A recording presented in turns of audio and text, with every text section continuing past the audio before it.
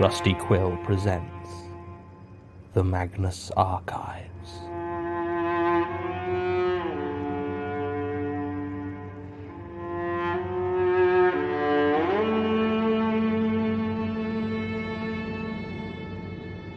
Episode 17, The Bone Turner's Tale.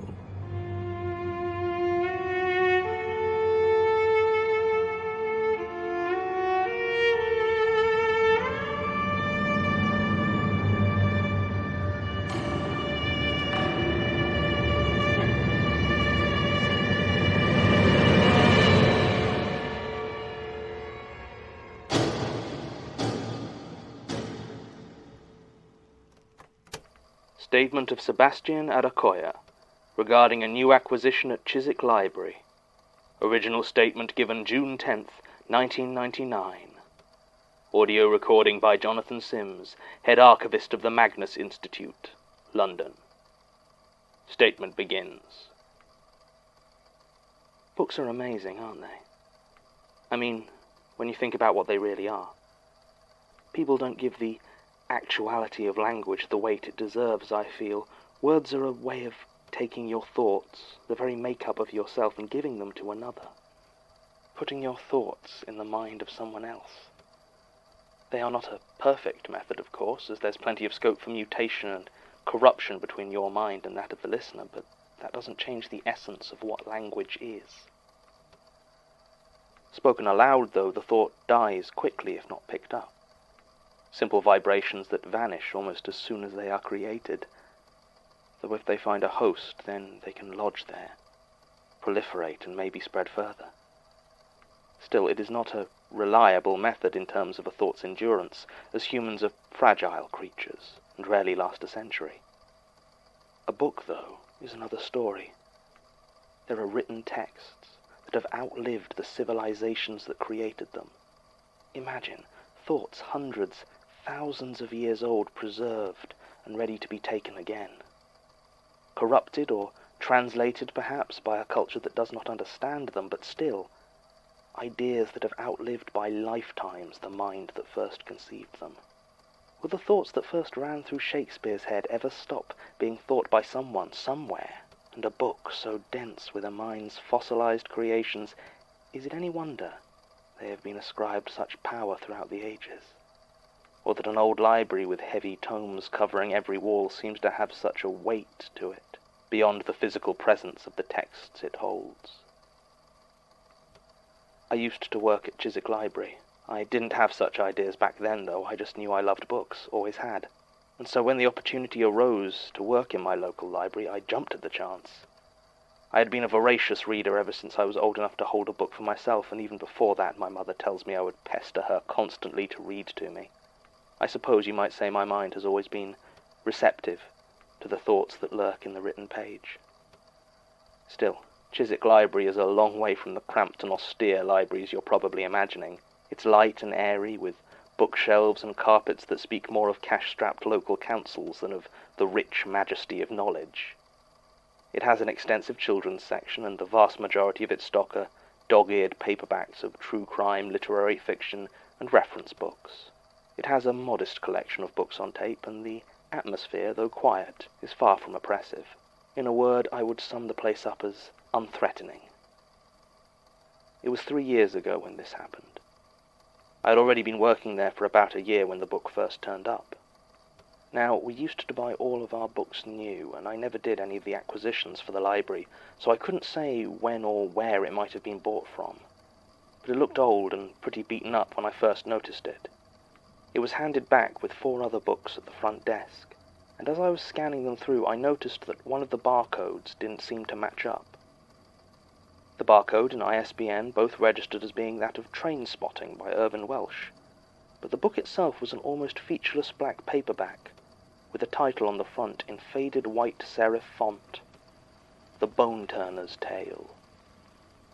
I was a bit confused and called the librarian, Ruth Weaver, over to ask about it. She didn't recall seeing it ever before, but stuck in the front was the ex libris bookplate of Chiswick Library, as well as a lending label with a handful of stamps going back several years. Ruth shrugged and told me not to worry too much about it. We'd get it recorded and put on the system properly, but something about the situation bothered me, so I decided to check the record of the man who had returned it. His name, at least according to his library card, was Michael Crew, and sure enough, 3 weeks ago he had borrowed 4 books from us, specifically the 4 others he had returned. I suggested to Ruth that perhaps he was a self-published author who was trying to trick his way onto our shelves, and she laughed, saying it was probably it. Although why anyone would go to the trouble of faking it just to get on the shelves of Chiswick Library was beyond her. The book looked worn, though, like it had seen decades of being read, with a line creased down the spine and one half of the cover faded from the sun. Nor, from what I could see, did it list any author at all. It was at that moment that Jared Hopworth came in, and I had to put the book to one side. Jared and I had once been fast friends, growing up on the same road, attending the same schools. We had spent much of our early life as inseparable, but he had always been, well, not to put too fine a point on it, thick as mud, and when I went away to university he stayed behind. I think he saw it as something of a betrayal, and when I finally returned I knew immediately something had changed between us. He spent the time I was away becoming a bit of a crook, and upon my return began what would eventually become a campaign of petty terror. He was always very careful to stop before he did anything that might get the police involved, and I guess there was enough leftover affection from a childhood spent together that I never really thought about reporting him. It was... Oh. Hello, Elias? Do you have a moment? Not really. I'm sort of in the middle of something. I understand. It's just that Miss Hearn has lodged a complaint. A complaint? I could just as easily complain about her wasting my time. That's not how it works, Jonathan. I wouldn't have even needed to do the recording if Rosie had kept her equipment in better condition. Regardless, I would prefer that you not antagonize anyone connected to the Lucas family. They are patrons of the Institute, after all. Fine, I'll be more lovely. Now, could I get back to work? Very well. By the way, have you seen Martin? Oh, he's off sick this week. Stomach problems, I think. Blessed relief, if you ask me. Statement resumes. It was worst when Jared visited the library, because that inevitably meant that he was bored enough to seek me out for harassment. Sure enough, he started chatting with me, meaningless jibes that served to wait it out until Ruth, who didn't know about Jared's problems with me, returned to her office and closed the door. As soon as she had done so, he turned and in a single movement tipped over the metal returns cart, spilling the recently received books all over the floor. He smiled at me and apologized. I did my best not to show any irritation or indeed any reaction at all as I slowly walked around and bent down to start collecting them. As I rose to my feet, I felt an impact on the back of my head and staggered. Behind me, Jared stood holding the book I had put aside, The Bone Turner's Tale, and had apparently picked it up to hit me with. But rather than offering me a fake apology or further violence, instead his eyes were locked on the book. We stood there in silence for a few seconds until he said something about needing something new to read, turned around and walked off. I will admit, a bit unsettled. As far as I could recall, I had never seen Jared read, well, anything, really. And the look in his eyes when he had left had something in it not entirely unlike fear. Still, it was a welcome relief to have him gone, and I quickly tidied up the rest of the books before Ruth noticed anything amiss. There was nothing else I recall that happened that day at the library, but on the way home afterwards I passed by Jared's house. I had moved back in with my parents while I got everything sorted out after university, and he had never moved out of his childhood home, so we still lived on the same street. It was late September at this point, so by the time I had walked back from the library it was dark, and I noticed a small shape moving in the pool of orange light below the street lamp. As I got closer, I realized with a slight start that it was a rat, and not a dirty, wild rat, but a large, white one, quite well kept and clearly once a pet. But there was something very wrong with it. It was dragging itself slowly, pulling from the front legs, and I saw that the back half of it was flat, as though deflated somehow. I thought it must have been run over, but there was no blood or sign of crushing, nor did it seem to be in any actual pain.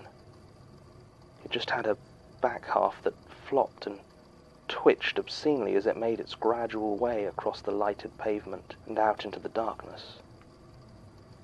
I just stood there and watched, transfixed by it, until it disappeared from view. Thinking about it now, I remember its head was turned at a strange angle, far further round than it should have been, although I might be getting confused. Many of these experiences run together when I look back on them. There was no light on in Jared's house, but I hurried home quickly after that. I didn't see Jared again for some time. At first I was just happy for the space, and as the days turned into weeks I started to feel something I wouldn't have expected to. Worry. If it hadn't been for the way he had left last time, it probably wouldn't have bothered me, but he had looked so strange. And even without him coming to the library, it was rare I would go a week without seeing him. By now it had been almost a month. Still, I resisted the urge to go to his house and check. If it turned out he was fine, then I'd be inviting a whole world of unpleasantness. And besides that, I reminded myself, he wasn't my problem anymore. It was late October when Jared's mother came in. It was near the end of the day, and outside was already dark. I was putting up a display about good Halloween reads before heading home, when I heard the door open. I turned around and there she was. It took me a few seconds to recognize her, if I'm honest. I hadn't seen much of her in the years since Jared and I had been close, and she had aged noticeably. Mrs. Hopworth wore a bulky overcoat, though it wasn't that cold yet, and her arm hung down in a sling. Something about the angle of the arm and how it hung there seemed faintly abnormal, and I wondered if she had broken it. When I asked Mrs. Hopworth if she was okay, she just stared at me, her eyes burning with hatred. With her good arm, she reached into her coat and pulled out a small black paperback. She threw it on the floor without saying a word and turned to leave. I couldn't help myself. I asked her if Jared was all right. She spun back and started to swear violently at me. Told me I had no business with her son and that I and my books were to stay away from him. As she spoke, I couldn't look away from her arm, and the odd ways it twisted as she gestured, how her fingers seemed to bend the wrong way. I was glad that Ruth had gone home early, as I didn't want her to witness the disturbing confrontation I had now apparently caused. When she had finished, Mrs. Hopworth spat towards me, though I noticed she was careful to avoid spitting at the book that now lay on the floor between us, and left. I put down the copy of Stephen King's Misery that I now realized I had been clutching, and approached the discarded volume that lay on the carpet. The battered black cover seemed the same as when I had first seen it weeks ago, with that faded white title on the front. The Bone Turner's Tale. I reached down to pick it up, but before I did so, a thought flashed across my mind, a memory of the last time I had seen Jared, and I grabbed some tissues from the desk before using them to pick up the book. Even then I felt my skin crawl as I held it. I decided not to deal with it that night. I wasn't entirely sure that reading it in the daytime would be that much better, but the shadows cast from outside seemed to have gotten that much starker since the book had been brought back into my library, and it scared me. I placed it in the book returns cart and left, double-checking I had firmly locked the door behind me. It rained heavily that night. My room is in a converted attic, and when the weather is bad, it's as if I can hear every raindrop against the window that is just above my bed. It wasn't a storm. There wasn't the wind for it. It was just that heavy, pounding rain that drummed and beat on the glass above me. I couldn't sleep. There was a nagging apprehension in my mind, something that, after 3 hours lying in bed, had turned into almost a panic. How could I have just left the book? There was something wrong with it, that much was obvious. What if Ruth came in earlier than I did tomorrow and took it? What would happen to her? Should I have destroyed it? That last thought was quickly pushed away. I wasn't sure I had it in me to destroy a book, even one with such a strangeness to it. It surprised me just how easily I accepted that the Bone Turner's Tale had dark powers, but I suppose I've always felt that books books have a sort of magic to them, so it was really just a confirmation of what I had suspected deep down for a long time. It was 2 a.m. when I decided that I couldn't just leave it there overnight. I got up, dressed, and quietly headed out into the rain towards the library, making sure to take my gloves. My coat was supposed to be water-resistant, but still managed to soak in the 20 minutes it took me to walk there. I had the key from locking up that night and deactivated the alarm as I entered. It was almost pitch black inside, and part of me wanted to keep it that way, but I turned on as many of the lights as I could without it being immediately obvious outside the building. It wasn't many, and I still had to half feel my way through the foyer and into the library proper. As I approached the desk, the book returns cart where I had left the Bone Turner's Tale, I began to step less cautiously. It was darker in that corner of the library, and I put a hand out to steady myself against the handle of the small metal cart. I'd taken my gloves off at that point, and my hand came away wet. I quickly fumbled for the torch I had snatched before heading out and turned it on. Red dripped and pulsed from the cart, soaking the pages and forming a small pool around it. The books were bleeding. I laughed at that. It seemed so appropriate somehow, so utterly correct that those neighboring books should suffer, should be contaminated by it. Just as it seemed right and proper that when my torch found the Bone Turner's Tale, it was dry, unmarked by the gory scene around it.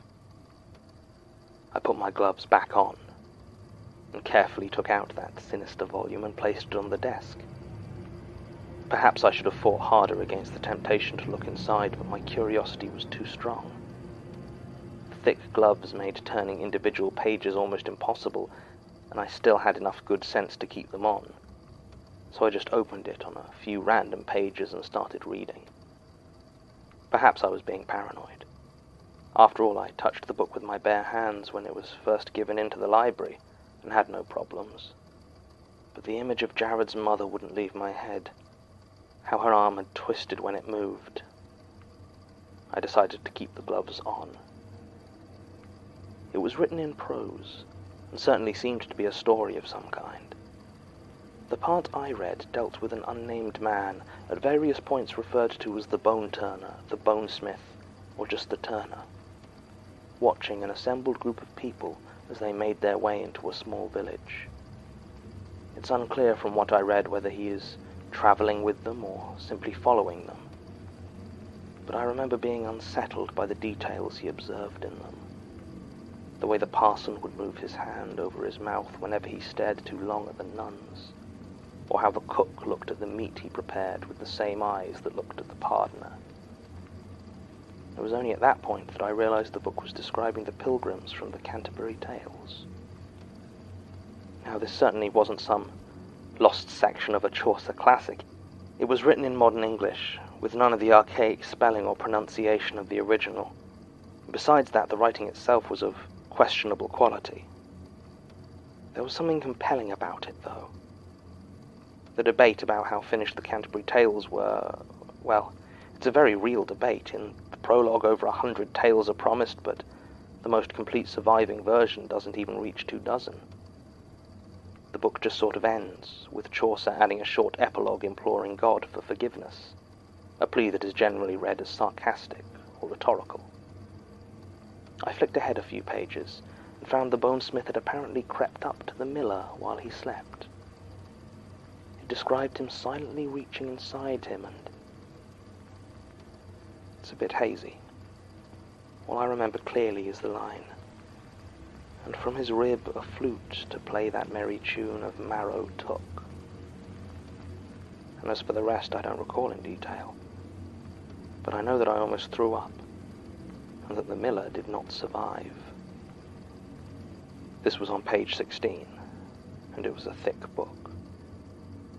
I turned to the frontispiece, desperately curious as to how this book had ended up in our library.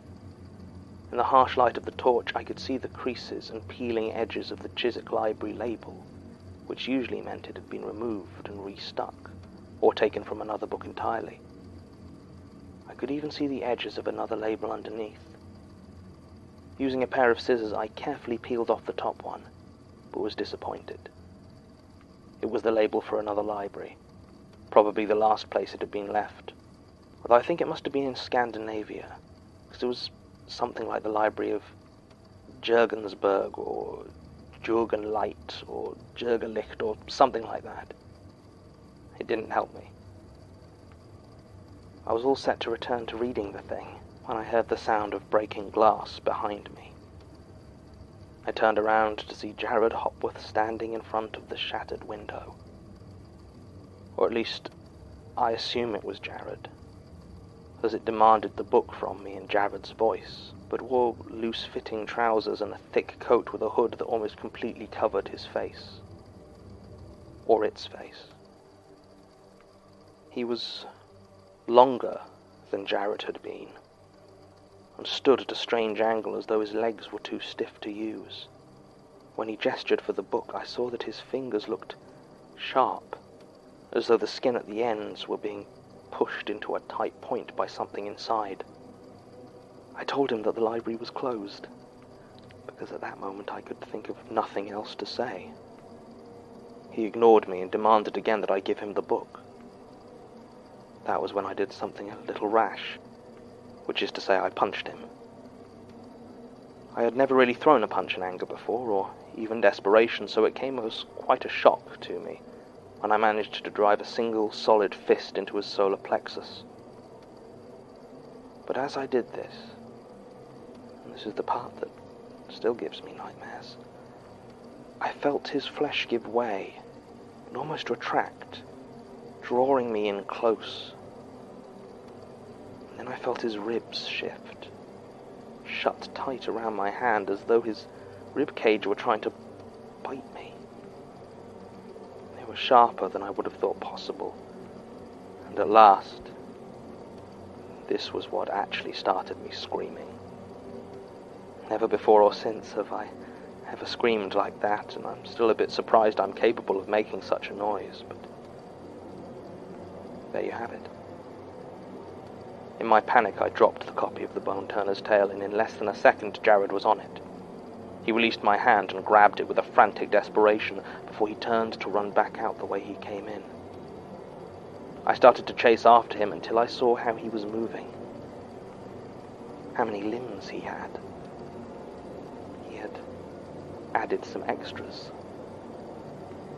That was the moment it finally all got too much for me. I stopped running.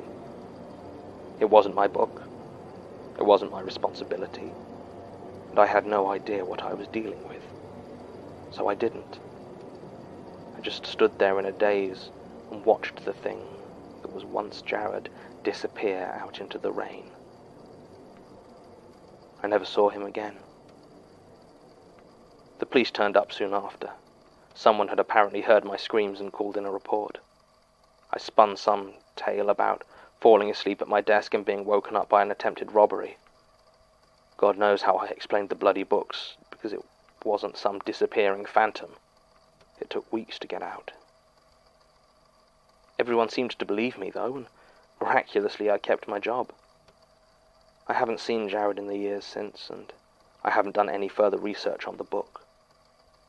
The best scenario I can possibly imagine is that this statement is the last I ever need to hear or speak about Jared Hopworth or the Bone Turner's Tale. Statement ends.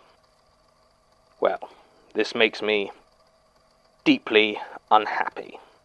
I've barely scratched the surface of the archives, and I've already uncovered evidence of 2 separate surviving books from Jürgen Leitner's library.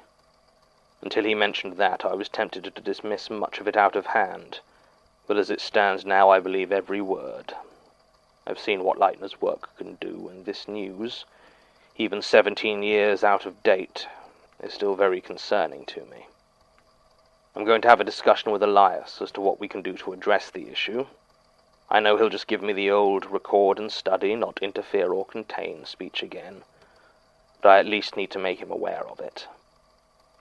Tim and Sasha have cross-referenced the events here with police reports, and sure enough there was a warrant issued for the arrest of Jared Hopworth for breaking and entering, as well as assault.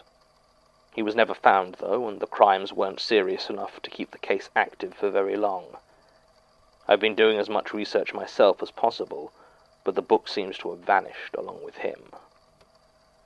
I asked Martin to try and hunt down Mr. Adekoya himself for a follow-up, but have been informed that he passed away in 2006. He was found lying dead in the middle of the road on the night of April 17th. Despite the fact that there was no crushing or trauma marks on the body, the inquest ruled it a hit-and-run car accident due to the mangled position in which he was found. It was a closed casket funeral. Recording ends.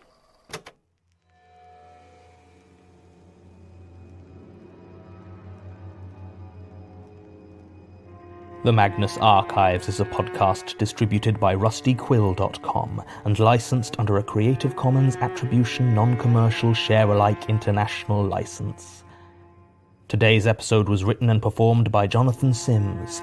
It was produced by Alexander J. Newell and Murray Porter, and directed by Alexander J. Newell. To comment on episodes, make donations and view links, images, videos, and show notes, visit rustyquill.com. Rate and review us on iTunes, visit us on Facebook, tweet us on Twitter @TheRustyQuill, or email us at mail@rustyquill.com. Thanks for listening.